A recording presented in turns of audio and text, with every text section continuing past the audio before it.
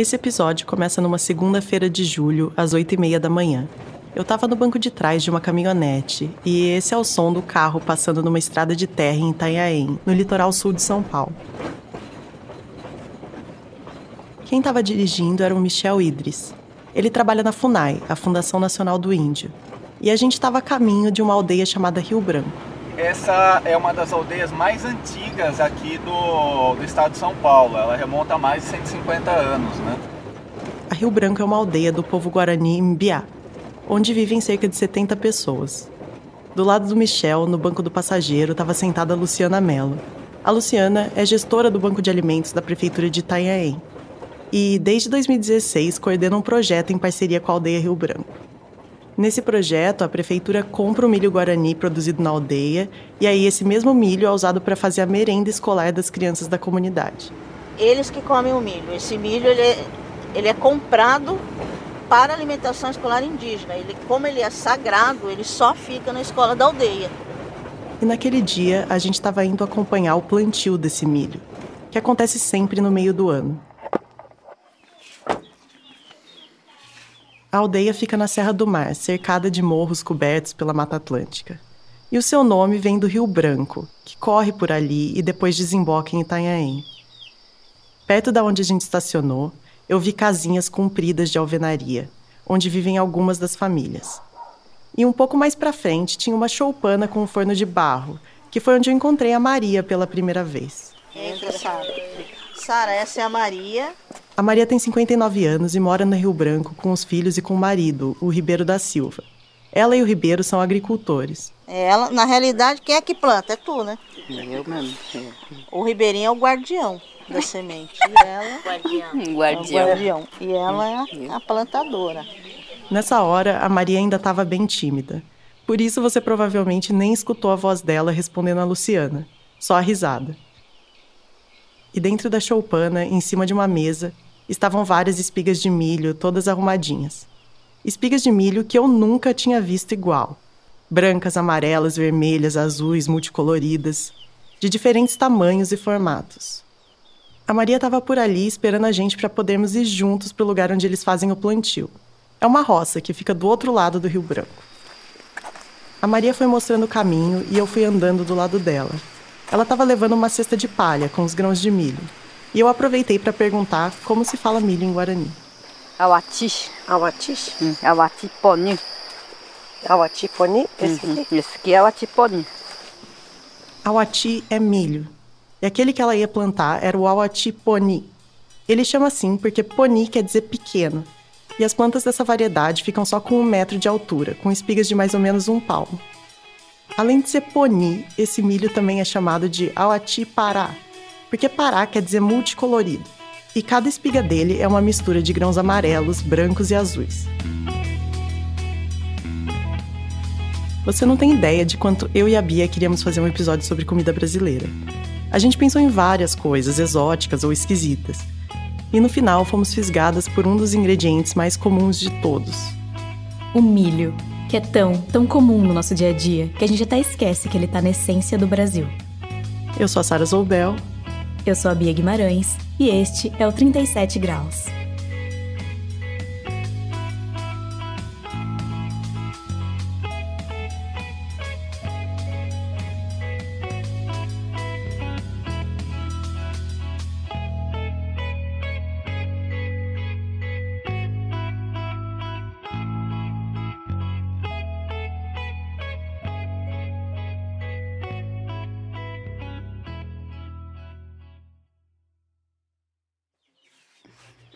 Enquanto a gente andava para a roça, a Maria ia mastigando alguns grãos de milho cru.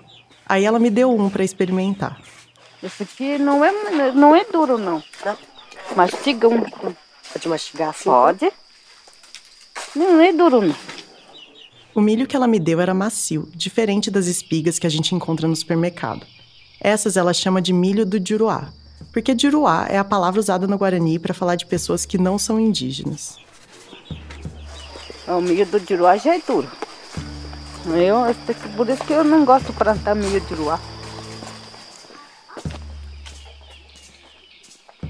Na cultura Guarani Mbiá, milho não é só comida. Todo ano, o plantio e a colheita do milho fazem parte de uma sequência de rituais. Os grãos que a Maria ia plantar já tinham feito uma viagem até outra aldeia, em Paraty, onde foram batizados por um pajé. E no dia do plantio, esses mesmos grãos já tinham sido soprados com a fumaça de um cachimbo, cujo nome eu vou deixar para Maria falar. E esse aqui é capatinguá. Esse aqui. Depois da colheita, parte do milho vai ser usado no Nhemongarai, que é quando as crianças da aldeia recebem seus nomes guaranis. Essa é a cerimônia mais importante de todo esse ciclo. No Nhemongarai, as mulheres da aldeia usam o milho para fazer um pãozinho chamado um bodiapé. Já os homens vão para a mata pegar um mel, de preferência da abelha jataí. Esses alimentos sagrados são comidos pelas crianças e por seus pais durante o ritual. E aí, nessa cerimônia, o pajé tem uma revelação. Ele descobre o nome verdadeiro das crianças, o nome guarani. E esse nome não é só um nome. Ele diz algo mais profundo sobre a essência de cada pessoa. O nome pode determinar o papel dela na sociedade guarani, se ela vai ter uma vocação na agricultura ou na educação, por exemplo. O Michel, o técnico da FUNAI, contou que faz pouco tempo que a aldeia Rio Branco voltou a fazer o Nhemongarai. Isso porque, ao longo da história, algumas comunidades de Guarani Umbiá foram expulsas de seus territórios e foram forçadas a migrar do sul para o sudeste e o centro-oeste do Brasil. No meio de tantas migrações, quase sempre vivendo em condições precárias, muitas aldeias perderam as variedades de milho guarani. Mas nos últimos anos, o Michel e alguns moradores da Rio Branco têm ido buscar sementes de milho guarani no Rio Grande do Sul. Assim, eles conseguiram retomar o plantio dessas variedades. Em 2017, a aldeia fez o primeiro Nhemongarai depois de uma pausa que durou 30 anos.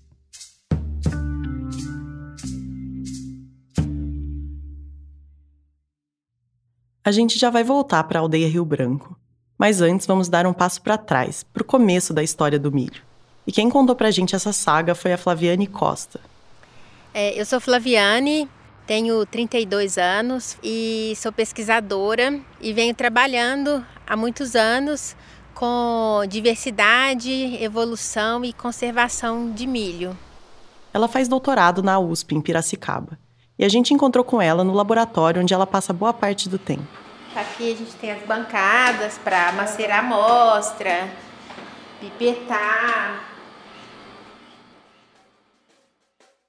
Não sei se você sabe, mas eu sou bióloga. E antes de fazer o 37 graus, eu trabalhava com genética. Então, para mim, tudo ali era muito familiar. Os freezers para guardar as amostras, as pipetas, os tubos, as centrífugas, as balanças, os reagentes químicos. A única diferença era que em cima da bancada tinha uma coleção enorme de espigas de milho coloridas. Gente, é muito milho. É muito milho. E as pessoas pensam que só existe desse aqui, né? Esse amarelinho normal, né? É. Elas são lindas. São, né? Eu sou suspeita para falar, porque eu acho lindíssimas, né? São maravilhosas, parece uma joia, né? Parece não sei. São, para mim são joias. Joias bem raras. Tinha milho preto, branco, roxo, vermelho, vinho, amarelo, laranja, castanho e ainda espigas com mais de uma cor. Tinha milhos com fileiras retas e outros com fileiras entrelaçadas ou em espiral. Alguns eram mais macios e outros eram tão duros e brilhantes que pareciam feitos de vidro. E ainda tinha uns estranhos com grãos pontudos que eu achei que pareciam unhas de gato. Depois de conhecer o laboratório, a gente sentou com a Flaviane lá no gramado do campus para continuar a conversa. Como você com certeza já percebeu pelo sotaque, a Flaviane é de Minas Gerais. E como boa mineira, ela adora milho. Eu adoro frango com quiabo e angu, né? E aí o angu tá ali com o milho junto, né? Sempre. Tem a canjiquinha, que a gente adora lá em Minas também, com costelinha. E a canjiquinha também é feita com milho. Você gosta de pipoca? Adoro pipoca. Gosto muito de pamonha, mingau de milho verde, sorvete de milho. Ela estuda a genética de várias raças ou variedades de milho e busca pistas no DNA das plantas para entender como o milho foi sendo transformado e espalhado pelos povos aqui da América ao longo de milhares de anos. Até 1939, ninguém sabia muito bem a origem do milho. Foi preciso fazer uma análise de cromossomos para poder encontrar o seu ancestral. E esse ancestral é o teoscinto. A espiga do teoscinto, se é que dá para chamar de espiga, tem só uma fileira de grãos. E 9.000 anos atrás, os povos que viviam na região do México começaram a se interessar por ele. Não se sabe exatamente por quê, mas existe a hipótese de que um de seus primeiros usos tenha sido como pipoca, porque ele estoura como o milho. Então, os humanos começaram a plantar o teoscinto. E colheita após colheita, eles foram escolhendo as melhores plantas de acordo com seu gosto. Aquelas que tinham grãos maiores, que tinham sabor melhor, que cresciam mais rápido. E com o passar do tempo, esse ancestral foi ficando com um jeitão de milho e foi sendo adotado por diferentes comunidades. Só que cada comunidade tinha o seu gosto. Um grupo com mais costume de usar farinha preferia grãos mais macios, mais fáceis de moer. Agora, um povo mais chegado numa pipoca preferia grãos mais duros, que estouram melhor. E assim foram surgindo as várias raças de milho, que variam em cor, forma, tamanho, sabor. Foi um processo de domesticação, igual aconteceu com os cachorros. Hoje, a gente tem pastor alemão e tem chihuahua. Os dois não têm nada a ver, mas não deixam de ser da mesma espécie. O milho foi descendo com as migrações humanas do México até chegar na América do Sul, cerca de 6.000 anos atrás. Desde então, muitas variedades surgiram aqui no Brasil, e muitas outras provavelmente se perderam. E uma parte do trabalho da Flaviane é tentar mapear as raças que existem atualmente no país. A última vez que um levantamento como esse foi feito foi em 1977, mais de 40 anos atrás. Naquela época, o Brasil tinha pelo menos 34 raças e sub-raças de milho.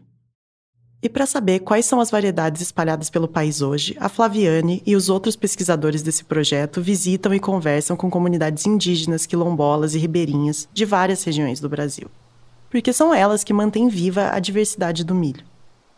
Teve uma variedade que vocês acham que de repente se perdeu.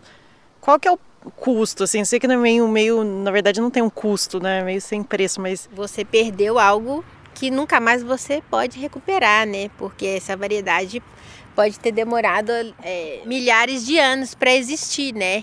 Então, é uma perda que não tem como você recuperar depois, né? Eu acho que é um processo irreversível. E além de entrevistar os agricultores para entender como eles cultivam e usam as variedades, a Flaviane coleta amostras para depois fazer as análises genéticas lá no laboratório. Quando você vai lá e vê esses milhos diferentões, assim, sendo plantados e tal, o que você sente?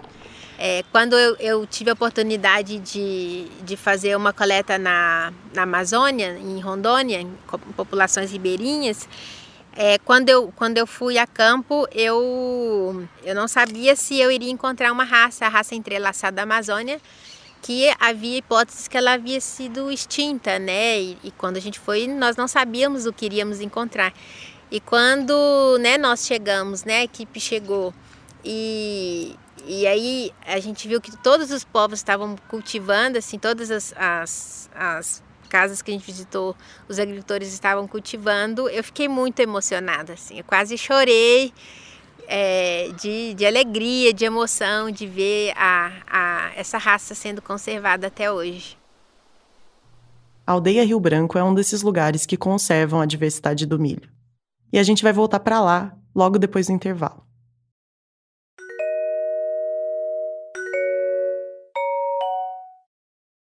E aí, galera, beleza? Eu sou a Ana Carolina da Hora e tô aqui para convidar você para conhecer o Computação Sem Caô, que é um canal no YouTube que quer democratizar o pensamento computacional. E assim como este episódio do 37 Graus, o Computação Sem Caô tem o apoio do Instituto Serra Pilheira, que financia a ciência e a divulgação científica no Brasil.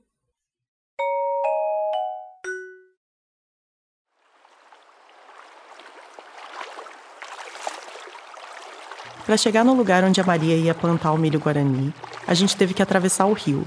Mas era raso, a água batia na canela. Aqui já tem que passar rio de novo para chegar ali naquele...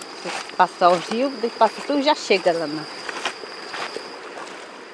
E do outro lado do rio, subindo um morrinho, chegamos numa roça, cercada pela Mata Atlântica. Lá encontramos o Ribeiro, o marido da Maria. Ele estava com uma garrafa cheia de sementes de milho de pipoca azul, que eles também iam plantar. No total, existem 14 variedades de milho guarani. E o Ribeiro me falou que, ali na aldeia, eles plantam 7 dessas variedades todo ano. Tem 7 variedades. O milho amarelinho. Amarelinho já plantei. Plantei milho guarani, aquele de milho branco. A Maria também mostrou para mim a batata doce e a mandioca guarani que ela plantou e que já estavam crescendo ali. Esse aqui já, a mandioca anão. A vassourinha, mas nós chamamos anão. Esse aqui é a folhinha desse aqui, a mandioca anão. Aquele é já batata guarani. A vermelhinha, daqui aqui é a vermelhinha. Oi, esse aqui é batatinha do guarani, nossa cultura, nossa... E ela me disse que foi a mãe dela que ensinou ela a plantar. E que a mãe só plantava milho guarani. Minha mãe me ensinou para plantar milho. Antigamente minha mãe falava. Tem que plantar. Estou ensinando milho para plantar assim. De um dia vai ter bastante criança falando assim, plantar. Minha mãe não plantava o milho do Juruá, só desse aqui que planta. Lembra, Juruá é toda pessoa não indígena. E o milho do Juruá é aquele mais comum, que a gente encontra em qualquer lugar. E considerando que o milho é um alimento que faz parte das culturas indígenas da América há milhares de anos, da onde veio esse tal milho do Juruá? A história do milho do Juruá começa, obviamente, quando o Juruá chega no Brasil. Quando os colonos portugueses chegaram, os índios eles consumiam milho assado em espiga, o milho feito na canjica, aquela canjica de festa junina que a gente tem, né? Faziam pipoca. Eles faziam bebida, né, fermentada de milho, que era o cauim. Tinha um prato que é muito parecido com a pamonha também, né? Essa é a Rafaela Basso. Ela é historiadora e vive mergulhada em documentos antigos para descobrir mais sobre o passado da alimentação brasileira. Ela conta que, quando os portugueses chegaram no sudeste do Brasil, eles encontraram povos que eram grandes plantadores e comedores de milho. E para sobreviver por aqui, eles tinham que se virar sem as comidas que eles estavam acostumados a comer na Europa, como a farinha de trigo e tudo que se fazia com ela. Mas os portugueses não estavam muito afim de comer milho. Para eles, essa era uma comida de um povo considerado inferior. Só que não tinha muita saída. Então eles pensaram assim: já que eu preciso consumir o milho, eu vou tentar, né, qual que era a lógica deles, consumir da maneira como eu fazia meus produtos de origem europeia, né? Eles começaram a adaptar as receitas indígenas para que elas ficassem com mais cara de Europa. A canjica, que originalmente era feita só com água, passou a levar leite, açúcar e canela. A pamonha, que nas aldeias tinha o gosto puro do milho, agora era temperada com sal ou açúcar. E também começaram a substituir a farinha de trigo pela farinha de milho em alguns pratos europeus, como o bolo. Hoje, alguns dos pratos adaptados pelos portugueses são ícones da culinária brasileira, ainda mais em tempos de festa junina. Mas a gente quase nunca para pensar na origem indígena deles. E além disso, no passar dos últimos séculos, o milho plantado em grande escala foi sendo transformado conforme o gosto e as necessidades dos colonizadores. O que deu origem ao milho que a Maria chama de milho do Juruá. Esse milho do Juruá é só uma pequena fração da diversidade de milho que existe no Brasil. Mas hoje é de longe o mais consumido, enquanto as dezenas de outras variedades só sobrevivem por um fio.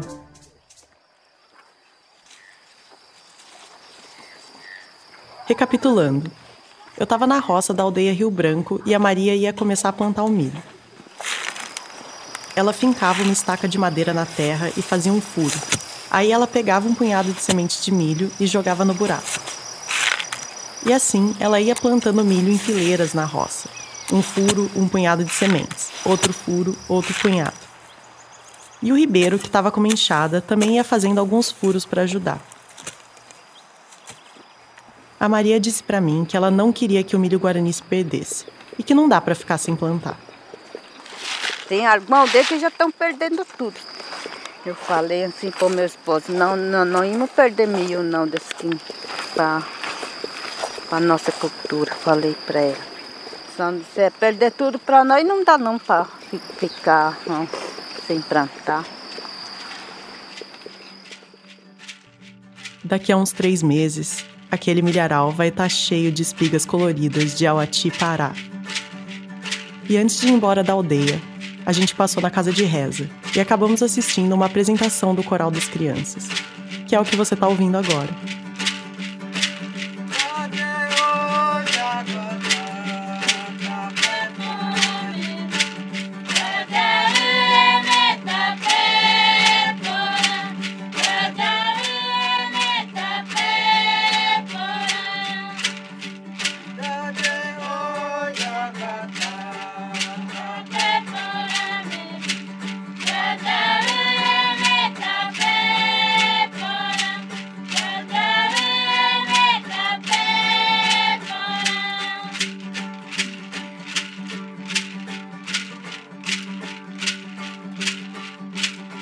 O 37 Graus é produzido e apresentado por Sara Zoubel e Bia Guimarães. E conta com o apoio do Instituto Serra Pilheira, que financia a pesquisa e a divulgação científica no Brasil. As músicas do episódio são do Gabriel Falcão e a ilustração é da Sandra Javer.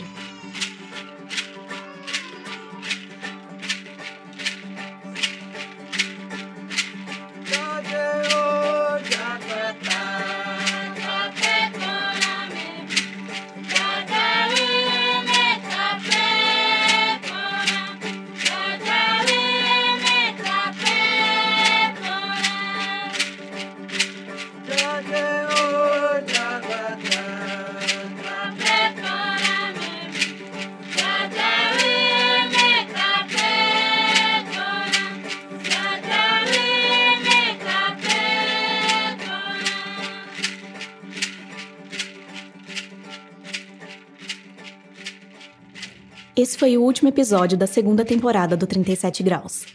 Nos próximos meses, a gente vai estar por aí caçando as histórias da próxima temporada. E para o programa ficar ainda melhor, a gente está fazendo uma pesquisa com os nossos ouvintes. É um formulário super curtinho. Se você puder responder, ficaremos muito felizes. O link está nas notas do episódio, nas nossas redes sociais e também no nosso site. Continue seguindo a gente no Twitter, Instagram e Facebook na @37podcast. Porque vamos mandar notícias e de vez em quando até um spoiler do que vem por aí. E talvez você tenha ficado sabendo que o 37 Graus é um dos projetos selecionados para o programa Google Podcast Creator. Serão 6 meses de treinamento ao lado de outras equipes de diferentes partes do mundo. Então também vamos contar um pouco sobre essa experiência nas nossas redes sociais. Se você gostou do programa, deixe a sua avaliação ou comentário no app que você usa para ouvir o podcast. E conte para os seus amigos. Isso ajuda a gente a crescer.